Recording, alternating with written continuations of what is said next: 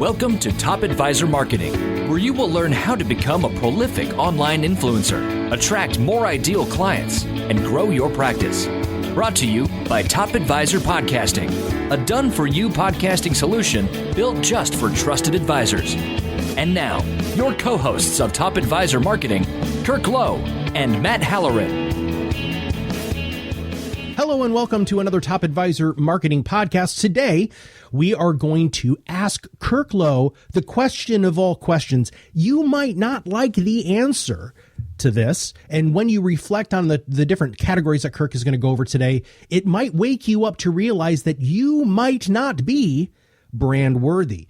Kirk and our whole branding team asks very specific questions of financial services professionals over and over again, and sometimes they are not doing stuff that's brand worthy, and then there's times that they are, and we're going to break that down today. So Kirk, welcome back to the show, man. Thank you, Matt. Great introduction. Thanks. This is a very, it's a significant topic. It's one we don't actually talk to advisors about very often, though. No, I'm super excited about this, as I usually am, because I freaking love podcasting. But I love that you're going to talk about this because it is the wake-up call, right? It is something that advisors really need to take a look at, because they come to us thinking that a lot of times we're going to be this, this panacea, this wonderful opportunity for them to really grow their business. And once we ask them questions, we just realize, not to be mean, but you really don't have anything unique. So let's break this down right at the beginning. What is the first? Actually, before we start, okay. I'm thinking there's probably people are thinking, how can you as a branding company and expert not jump into, are you actually worthy of a brand? And the truth is that we seem to attract advisors who are absolutely brand worthy. Oh, totally. They typically been in the business. They know they have something and they just haven't been able to articulate it.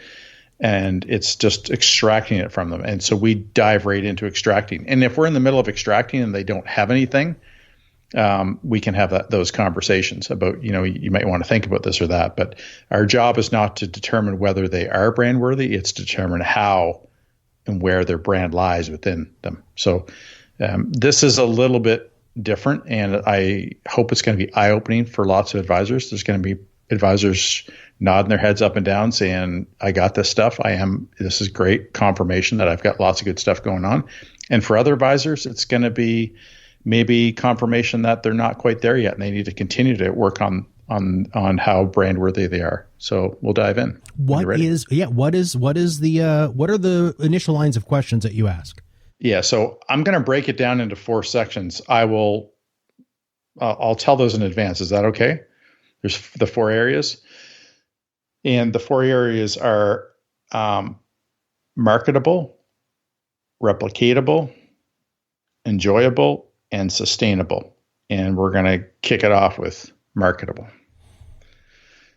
So what I want to ask you or to ask yourself is your value marketable?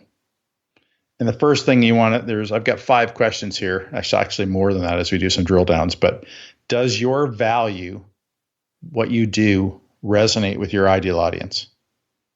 And that's like one of the most important things that we get to in discovery is who is your ideal audience? What do you do for people? And do they care enough that it can become a brand? So your value has got to resonate with your audience. That is utterly critical. Fair. Example. Give us an example. Well, if you're going after an ultra affluent audience and you don't have a powerful, if you're just going after ultra affluent audience because they have a lot of money and you make bigger commissions or paycheck, whatever you want to call it, but you don't actually offer them more value that beats out, and if you're not doing things that they're going to solve the things in their life, like if you solve one small thing, you got to realize that somebody that's ultra affluent has multiple problems. They have way more complex financial situations typically. If you can't solve all those things, that's going to be a problem. And we tend to work with advisors who are going after that audience. They can back it up with some incredible, it's not always been that way with the people we've worked with, but over the last couple of years, it's increasingly we're seeing advisors who are at the top of the food chain as far as the value that they offer and knowing and understanding their audience. And we just take them to another level, of course. But that's a big deal. Was that a good enough example, or that's a fantastic? No, it's a great example. Okay, so what else do we dive into here? The second one is: are you actually better than your competition? I can tell you that 95% of the advisors that I've worked with over 18 years think that they're better than the people next door. And I know that can't be true for everybody, but you really need to look at yourself, look in the mirror, assess your business and say, am I actually better than my competition? So you need to understand where do you stand? Like where do you stand as far as your service offering, the quality of advice you're giving, the reporting, the client experience, all those things, and then look at, what are your strengths? I'm really bad at the client experience, but I'm really good at value and financial planning, the reporting, all that kind of stuff, and strategies. I'm great at that. So understand what your strengths are, understand where you stand, and look at what and where the opportunities lie. What opportunities are in front of you that maybe you always wanted to go for and haven't? What are some of the things that you've done that were way more successful than others? It could, for some advisors, sometimes they want to go after this ultra affluent audience because they hear and read about advisors who are doing that. But the truth is they're really great when they work with retiring employees from big companies, and they have a couple of those, and it's like it's right in front of them, and they don't get it. When you're a niche, I've said this many, many times on our podcast, you can create way more value and you can own a niche. It's a lot easier to be successful that way than it is to try to be everything to everybody and just you don't even know who you are. And are you brand worthy? This whole podcast is about understanding that dynamic of, is niching, where's the value in it? This supports that whole idea. It should in your mind when we're done. It's not the point of the podcast, but it should be obvious. So what and where are the opportunities? Have stuff in front of you, look at your book of business, segment your practice. I know that you've been doing that, helping advisors do that for years and when you were in your coaching practice. Those are really critical things. So understand the opportunities. And the last one for this, better track that we're on here, are you actually better than your competition, is what can you build? What kind of business model do you have? What kind of business model could you build? Is it an ensemble model? Is it a bunch of advisors? Is it a solo practice? What can you build that would add more value? And what kind of client experience can you build? So there's, to actually be better. So think about those things. Another question, and this is the third under, is your value marketable? The third is, do you truly understand your audience? There's a lot of advisors that I've met over the years that say they know their audience, and they can't possibly know their audience that intimately because they're working with way too many different types of people. An audience isn't, somebody with 750,000 in assets or more, or somebody who's affluent, right? Or over $1 million, it doesn't work that way. So you have to truly understand the demographics, and then obviously, most importantly, probably the psychographics of your audience. And if you truly understand them, you're way better positioned to serve them and to create more value in your business. And that's a huge point of differentiation and a huge success factor for advisors. On that point right there, language is one of the things that I always used previously in the coaching business to really find out if they did understand their audience. I would ask them, what are some of the language specific things that your niche or that your ideal client would want you to know. And it's funny because Kirk, a lot of them could not answer that question. Even asking simple questions like, where do they hang out? What are their hobbies? What are the things that this group of people generally really like? When you tease that stuff out and make them start thinking about it, it just really changes their perspective on if they truly understand. I could want to work with those group of people, but if I don't communicate to them in their language, you're dead in the water before we even start. Absolutely. There's so many critical things to understand about your business and about yourself and about where you want to go. And hopefully this will give people some good insight into taking those really important steps. So the fourth question under is your value marketable is, what expertise and wisdom do you have to share with your audience that proves your brand? So if you just proves your strength, for instance, or that your audience, what can you what can you put out there, and are you capable of putting out there that's going to prove that you indeed know your audience and that you do offer this extra value. And that's a big question.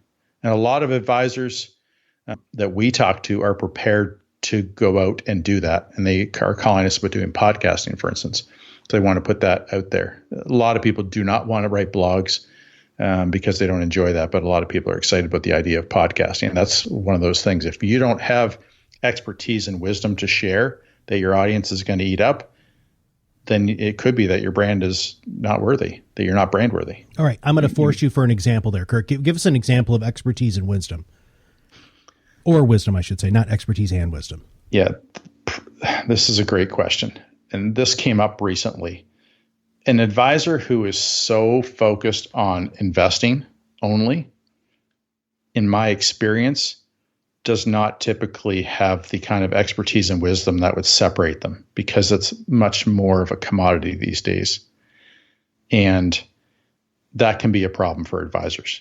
Advisors who are focused on and really good and enjoy the investment side of the business might not be as in tune with the relationship side of the business and the strategic side of the business and all the other things that go into making somebody successful as far as their financial planning goes, right? Taxes, legacy, goals, dreams, or utilization, all those risk protection. And they often claim that they can achieve those, but they're so focused on one area that is more commoditized that it becomes very difficult for them to be brand worthy, because they know something that is more or less commoditized these days. There's going to be advisors who argue with me because they have a better widget for investing or a better experience with how they set it up and sell it. But that's a pretty good example of where that can be a problem. So what's the last one here? Is the question that you need to ask about, is your value marketable? Is what strength and advantage can you compete on? Like, if you're really good at investment stuff, how do you compete on that? Right? And that may be a strength, or do you have an advantage that you can, sometimes people have advantages. Sometimes people have family connections in a community that drive their business or could drive their business, so they're not leveraging or exploiting, if you will. So, think about what strength or advantage that you have or exists in your world that you can compete on. If you don't have a strength or an advantage, you're less brand worthy. And that's it for the marketable side. I mean, that was grueling probably to listen to, because there were 5 big questions and there were some drill down questions. But the questions are, does it resonate with your ideal audience? Are you actually better than your competition? Do you truly understand your audience? What expertise or wisdom do you have to share with your audience that proves your brand? And what strength or advantage can you compete on? All right.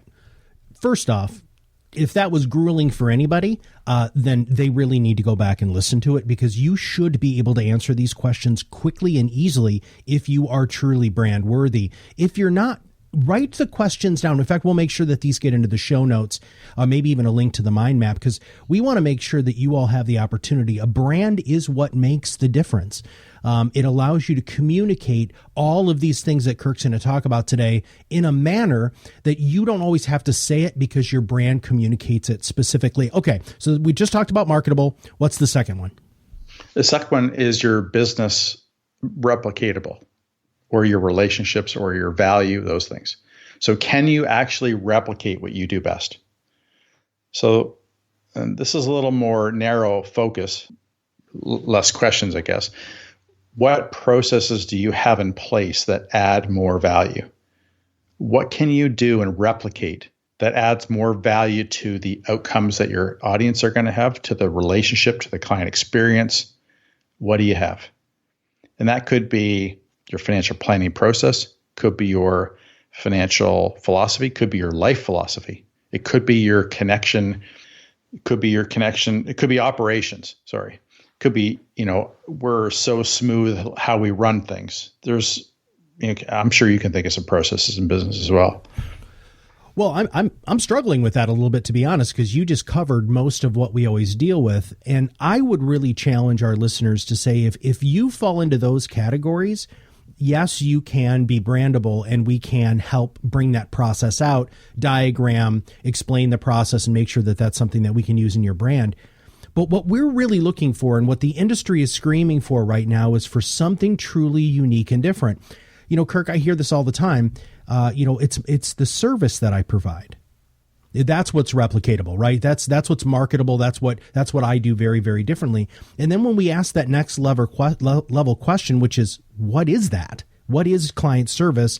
And what you think is client service, do your clients think that that's of value too? Because this is a two-part equation with what Kirk's talking about. Let's say, Kirk, I love the operations aspect of it, right? So your operations are swimmingly awesome, right? No re-signing paperwork. It's done very, very cleanly. It's very clear.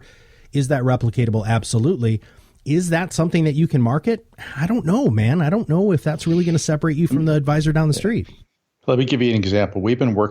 Doug and I have been working on a brand for a company, and this is one of the more interesting, I'm going to say advisors just generically, but I don't know if we could put him into that category based on how he's doing things, but how he approaches this business and the value he provides clients. Let's just put it this way. He has 4 levels of, we'll just call them services, because that'll be easy for us to all to visualize in our minds.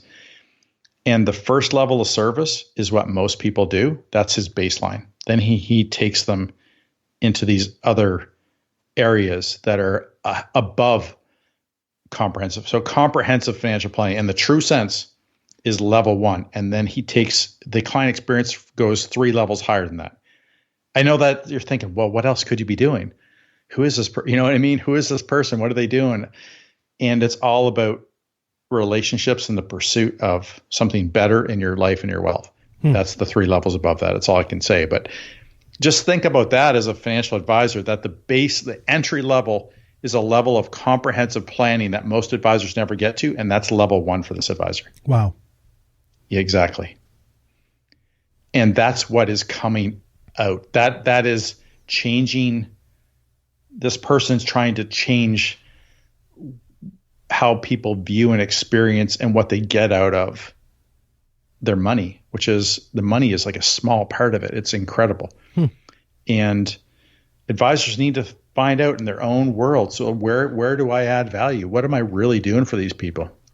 And if I want to make it so that I can't be replaced as a human advice-giving being, what do I need to do to be better at that? And all those things will make you more brand worthy. Absolutely. Well, I like, because you titled this section replicatable, and it could also be replaceable, right? Does your brand make it so that you are truly irreplaceable? Now you have another subtopic underneath this. Can you replicate what you do best? So let's get a little bit more granular with where you're going with this. Yeah. So does your audience have similar issues in that you can create more value knowing them? And so here, I'll give you an example to help this make this consumable, I guess, or understandable. Imagine an advisor who only works with professional athletes, and then an advisor who works with all kinds of clients and has 2 professional athletes. Do you think it's even remotely possible that the person works with a whole bunch or only professional athletes? Do you think it's possible that the person working with only a couple of athletes in a much larger client base can do the same kind of job or offer the same amount of value as a person who only works with professional athletes? And the answer would be not a chance. And that's where the idea of being able to replicate what you know and what you do for somebody and create so much value, that is very difficult. And here's another way to look at that. If in 5 years you decided you wanted to be that advisor that only works with professional athletes, because now you went from 2 to 4 over a couple year period, do you think you're going to be able to compete with the person who's been doing it for 5 years while you were not doing it, while you were dabbling? Do you think you're going to be able to catch them? Nope. The answer is no. Yeah. It's going to be difficult. So when you think about niching, get on your niche quick so that other people can't replicate it. It's the same. We talked about this with our podcast. When you get to podcast number 50 and somebody else says, oh, I'm going to be a podcaster, they're going to have to get to 50 before they're at your level. And guess what? It's going to take them that much time. They can't, when you're ahead of the game, content-wise, thought leadership-wise, it's going to take them the same amount of time to get to where you are, unless they spend way, way more money. And we know that typically that does not happen in financial services. So the sooner you get to who you're going to be, the more advantages you're going to have. And there should be a massive race to creating brands and thought leadership in this industry. And the race is it's happening, but it's not happening to the extent that it should, in my opinion. Well, and I absolutely agree. When I'm going through the sales or educational process that we have talking about our podcasting and social division, one of the first questions that I ask is, what do you do that's uniquely different? And I just had a conversation with an advisor a couple of days ago who is doing something truly unique and different. And her question to me was, Matt, or do you have anybody who's doing that as a podcast right now? And I said, no, but I guarantee you sooner rather than later, somebody's going to run into that space. If you have something that is unique and different, and if you truly believe that you can answer the questions that Kirk's talking about, it's not just, getting your brand under control, or maybe you already have your brand in a position where you can do all of these things. But we also find when people are working with us with podcasting specifically, that they start uncovering even more of who they are, what they do, why it's so fun to work with these people. Because when they're telling stories about working with these clients, that becomes even more marketing material. Once you have somebody who's asking you questions to tease all of this out, whether it's through our branding process or through our podcasting service or through your own branding company or your own podcasting service, as long as you're asking yourself these questions, you're not only going to be a better advisor, but you're going to market yourself better, and you're also going to make more money and be more successful. Absolutely. So we should move on to number 3 here. Okay, I love this one. I'm going to tee this up for you a little bit because it's, what do you enjoy the most? I know that you absolutely love. Why don't you just run with this one, man? Well, okay. Well, I know that you love doing this stuff too. When you're talking about when you get up in the morning, branding and working together, and the team that we put in place, it's very enjoyable to work at Top Advisor Marketing. And I feel the same way about podcasting specifically. But you have to ask yourself at least 3 of these 5 questions. And the first one is, who do you enjoy working with? It can't just be a number. If it's a number, then you're in the wrong business. It can't just be, I love working with people who have $1 million. No, you don't. You love the $1 million. You don't love the people who have the $1 million. The second one is, what do you enjoy working on the most? And Kirk talked about this already. Is that, are you a financial planner? Are you really focused on multi-generational financial decisions? Do you love wills and estates? Do you love real estate? Do you love working with small business owners? What do you enjoy working on the most? And really get super specific on that. And then I think the most important question is why do you enjoy working with them? If you are unable to communicate to me why you love that target market, it's really truly not your niche. It's not your target market. You're doing it for a different reason, and people will sniff that out. If they don't believe you're being truly genuine, especially if you're trying to work yourself into a niche, then they're going to eat you alive. You're not going to get a good name. You're not going to be, and I'm air quoting, that guy who works with those people, right? You're going to be the schlub who's trying to pitch something to a doctor instead of a person who truly is passionate about helping doctors with blankety blank. Is there anything else here on what you enjoy most, Kirk, that you'd like to add? That's really good. Yeah, I'd say the next thing you want to do once you've answered those 3 questions, you want to make sure that they're easy to find and reach. Like if you come up with some obscure niche audience and they're very difficult to reach, and that adds complexity to your business model. You want to think about that. I mean, at the same token, if they're so easy to reach that anybody can reach them and everybody's trying to work with them, then that you'll have to consider that as well. And then the last question is, do you already know some or enough of these people to be able to, I guess, confidently move forward? This is a big struggle for a lot of advisors is, do I have enough?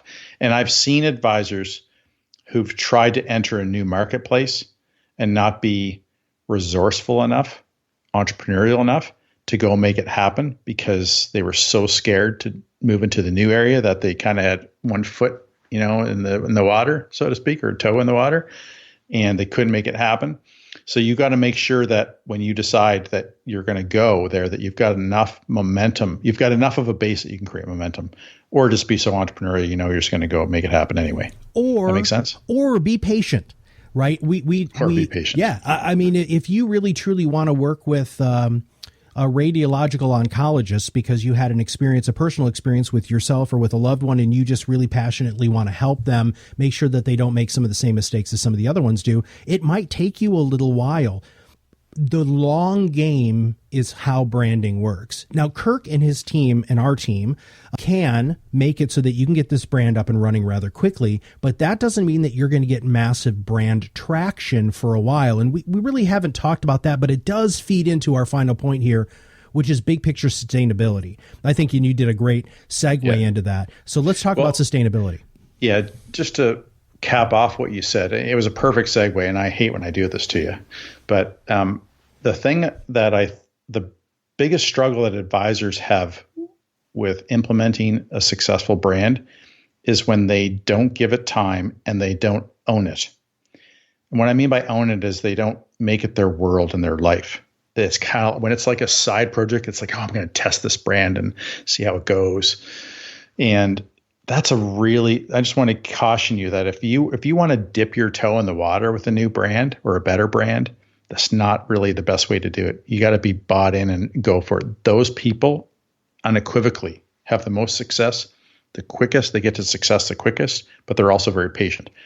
So that has something to do with sustainability, which is our fourth factor here under are you brand worthy? And that is your niche and business model sustainable? So can you actually do this? Is there enough of an audience? Is it a good enough opportunity? And can you actually have a business model that you can sustain? So there's more or less four questions that'll help you answer this. And the first one is, does it fit a trend? So is what you want to do moving is at the front end of where the industry is moving, right? You definitely don't want to be at the tail end unless you think there's going to be a big flop, which I don't think happens very often in the history. Everything pretty much is always moving forward. So does it fit a trend? The second question that you want to have an answer to is it going to be lasting? Is what you do going to have lasting value in the marketplace? And can you continue to build on that? And the third one is it profitable? Can you make enough money off of the way that you want to do business to sustain it and get the life that you want? Because if you can't, you're probably if you're going to pull out, that's not going to be a good thing, right? So you want to be able to stick with it. So is it profitable? And the last one is, can you sell it? And can you sell it as two dimensions to it, or two levels, if you will? Can you sell your new business model and your value proposition to the clients that most want it? So this kind of goes back to one of the very first questions we asked was, does what you're great at and what you want to build resonate with the people you want to do it with? And are those people the people that you actually enjoy working with and doing what you do enjoy most and fulfills your why? All those things, these things are all so connected to this big picture, which is a huge trend in the way humans want to pursue making a living, living their life, which is for it to be more meaningful, to be more enjoyable. Because the other alternative, which I think we've spent too many years, too many decades, some would argue maybe centuries pursuing, could be better. So we're getting very philosophical there. So can you sell it to the clients? And the other one is, could you sell your new business and your brand? Could you sell it to potential buyers? Are you building something you can sell to others? I really upset the thought leaders in the mergers and acquisitions space when it came to valuations of the business. This was a number of years ago, because I had asked the pivotal question, are you going to value a company that, and there's two different things here. One, with aging clients who are consistently taking withdrawals versus people who are putting deposits in, right? So I personally think there should be a valuation difference there. But the other thing is, if you have a niche and it's a very, very clear and succinct, and you have marketing material surrounding that, and you're consistently getting leads from that niche, I'm going to pay you more than 2 times revenue. Because I know that it's plug and play, right? I know that the loss of clients from a generalist is going to be much higher than a specialist when it comes to mergers and acquisitions.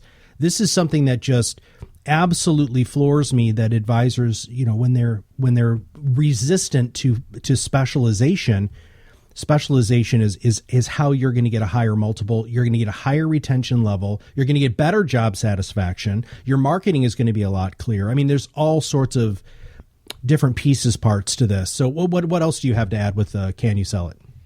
It was really those two things. Can you sell it to? Okay. Can you sell the concept of where your strengths are in to your ideal audience, and for a sustainable period of time? Is it, if it's something that's just important this year because of an election or a world crisis or global crisis or something, maybe that's not sustainable. But is it sustainable that the story that you can sell to clients?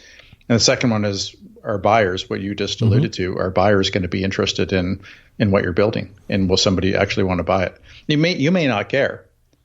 I don't know too many business owners who wouldn't care, but there may be businesses, I'm hand this off to my kid and he's going to hand it off to his kid, and we're just going to love doing this for the rest of our life and for generations, and who cares? But I doubt that's many people that wouldn't care about that. I want to add one more to sustainability, which is, can you service it?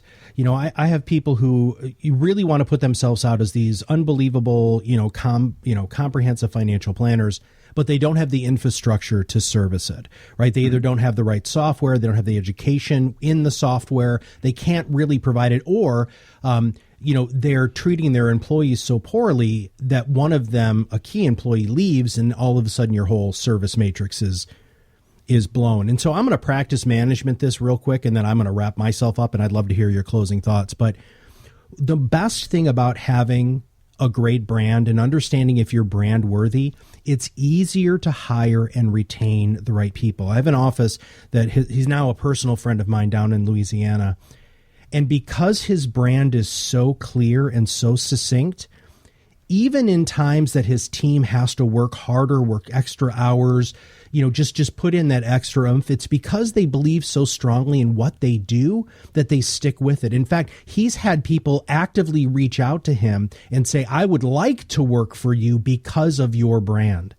There's so many levels that branding can help with. And when you go through a proven process to really have that brand come out, have it sing, have it dance, have it do everything that you could ever want a brand to do for you, it not only changes. And Kirk, we talk about this, you're going to have more fun. You're going to have an easier time marketing. You're going to make more money, and you're going to retain people even more because they're going to hire to a brand instead of hire to a job. Some people don't even care about the money as much. I know most people do, but some advisors that we work with, they're okay to make around the same amount of money. They just want to work a lot less to get there, right? And have it be more fun. Mm-hmm. So it's not always about the money. Although, yeah. Well, all right. Closing thoughts. Closing thoughts on, are you brand worthy? I think look at this from a perspective of what is more risky going forward in your career.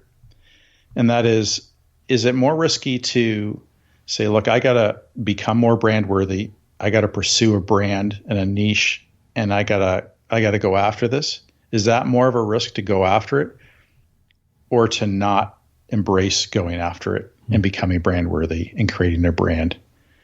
And I think for most advisors these days, the risk is the status quo, or not moving forward quickly enough and not being clear about who you want to work with and who you are. I think there's a massive risk there. But you need to be able to figure that out for yourself, because I can't answer questions for your practice, nor can Matt. We can try to convince you, but we can't answer those questions for you. And I think the risk is what I would look at. I'd seriously think about that. Yeah. Well, Kirk, man, thanks for enlightening us on this. We haven't talked about branding in a while. I always love having the opportunity to pick your brain, because even though that we work together every day, when we do this, I always feel like I learn even more. And as you know, I'm kind of a geek when it comes to stuff like that. Yeah. I don't think you're a geek, Matt. I don't know. We had a conversation about that a little earlier about how geeky I am. I actually even sent you a picture, dude, but I appreciate that. I really do. We had an interesting conversation today about how people think that there's certain things people embrace and they're called a geek, and certain things that seem way more geeky because they have way less life relevance and it's more cool, like sports. Yeah. Why aren't people they're called fanatics, But fanatic seems to have much more, seems to be more positive than geek. Yeah. Geek is more acceptable, but like some of the people that I know in hockey, they're crazy. I manage my son's hockey team, and I was showing you the coaches. They're incredibly dedicated. Yeah. But sometimes it's like madness. They're like watching other hockey games, scouting reports, and it's like, oh my gosh. I mean, it's it's high competitive hockey, but it's still funny. And then somebody who goes to Comic-Con they're a geek. Well, no, the sports guys are geeks anyway. Yeah. We're way out. This is totally relevant to Are You Brand Worthy? Because the big picture question is, how geeky are you about what you do, and how fascinated, how fanatical are you about what you do and why you do it? I know exactly why I love going to, comic book conventions with my kids. And I know you know exactly why you love watching hockey. This is no difference. You should have the same level of passion for your business as you do for your hobbies. And if you don't, we're on this planet for a really short period of time, and living it in an environment that you don't like, or doing something that you really don't enjoy, man, I just think you should ask yourself and look yourself in the mirror and say, not only am I brand worthy, but is what I'm doing fulfilling? Is what I'm doing something I really love?